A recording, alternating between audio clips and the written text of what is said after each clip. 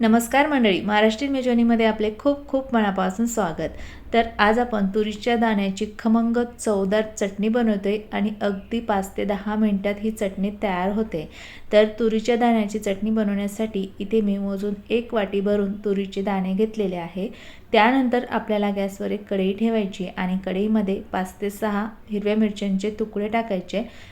मिरच्या भाजण्यासाठी यामध्ये थोडंसं तेल टाकून घ्यायचं। मिरच्या 2 मिनिटं तेलामध्ये भाजून घ्यायच्या। 2 मिनिटं तेलामध्ये हिरव्या मिरच्या भाजून झाल्यानंतर या हिरव्या मिरच्यांमध्येच आपल्याला 7 ते 8 लसणाच्या पाकळ्या टाकून घ्यायच्या आणि परत लसणाच्या पाकळ्या आणि हिरवी मिरची 2 ते 3 मिनिटं भाजून घ्यायची आहे।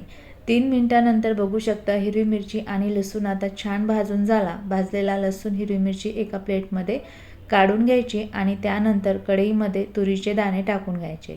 तुरीचे दाणे सतत चमच्याने हलवत आपल्याला 3 ते 4 मिनिटं मीडियम आचेवर भाजून घ्यायचे आहे। 4 मिनिटांमध्ये तुरीचे दाणे भाजून झालेले आहे। भाजलेले तुरीचे दाणे प्लेटमध्ये काढून घ्यायचे आणि त्यानंतर भाजलेलं सर्व साहित्य थंड करून घ्यायचं। थंड झाल्यानंतर हिरवी मिरची, लसूण आणि तुरीचे दाणे मिक्सरच्या भांड्यामध्ये टाकून घ्यायचेत। त्याचबरोबर यामध्ये थोडासा कोथिंबीर टाकायचा आणि चटणीच्या आकाराने यामध्येच आपल्याला अर्धा चमचा मीठ टाकून घ्यायचं आणि त्यानंतर हे सर्व साहित्य आपल्याला जाडसर ग्राइंड करून घ्यायचं आहे। तर या ठिकाणी सर्व साहित्य ग्राइंड करून घेतले आणि ग्राइंड केलेले साहित्य बघू शकता छान असं जाडसर ग्राइंड केलेलं आहे। तर चटणी बनवण्यासाठी आपल्याला जाडसरच असे तुरीचे दाणे ग्राइंड करून घ्यायचे।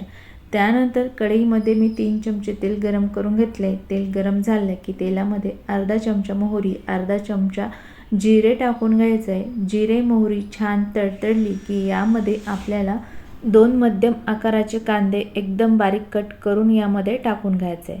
तेलामध्ये कांदा मिक्स करून घ्यायचा आणि ब्राऊन रंगाचा होईपर्यंत हा कांदा या तेलामध्ये परतून घ्यायचा आहे। तर या ठिकाणी कांदा आता ब्राऊन रंगाचा तळून झालेला आहे। असा कांदा तळून झाला की यामध्ये पाव चमचा हळद आणि अर्धा चमचा लाल मिर्च पावडर टाकायचं।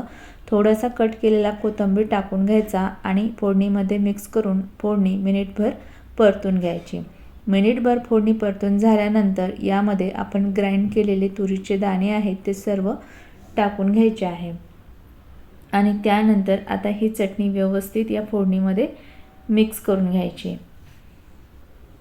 तुरीच्या दाण्याची चटणी बनवण्यासाठी खूप जास्त साहित्याची गरज नाही। मोजक्याच साहित्यामध्ये खूप खमंग अशी तुरीच्या दाण्याची चटणी तयार होते। तर बघू शकता चटणी आता व्यवस्थित फोडणीमध्ये मिक्स करून झालेली आहे। आता आपल्याला गॅसची फ्लेम लो ठेवायची आणि 2 मिनिटं या कढईवरती झाकण ठेवून द्यायचं आहे। 2 मिनिटांनंतर झाकण काढून घ्यायचं आणि परत एकदा ही तुरीच्या दाण्याची चटणी मिक्स करून घ्यायची। तर बघू शकता अगदी मस्त आणि झटपट इथे आपली तुरीच्या दाण्याची चटणी तयार झालेली आहे। इथे आता आपल्याला गॅस बंद करून घ्यायचा आणि या चटणीमध्ये भरपूर असा कट केलेला कोथिंबीर टाकून घ्यायचा। कोथिंबीर चटणीमध्ये मिक्स करून घ्यायचा आणि आपण तुरीचे दाणे ग्राइंड करत असतानाच मीठ घातलेलं होतं, त्यामुळे परत मीठ घालण्याची गरज नाही। तर आता गरमागरम तयार झालेली तुरीच्या दाण्याची चटणी एका प्लेटमध्ये काढून घेऊया। तर अशी झटपट तयार होणारी आणि चवीला खूप चवदार आणि रुचकर लागणारी तुरीच्या दाण्याची चटणी तुम्ही नक्की बनवून बघा आणि तुम्हाला ही रेसिपी आवडली असेल तर रेसिपीला लाईक आणि चॅनलला तुम्ही सबस्क्राईब केलं नसेल तर प्लीज सबस्क्राईब करा। परत भेटूयात पुढच्या व्हिडिओमध्ये, तोपर्यंत बाय बाय।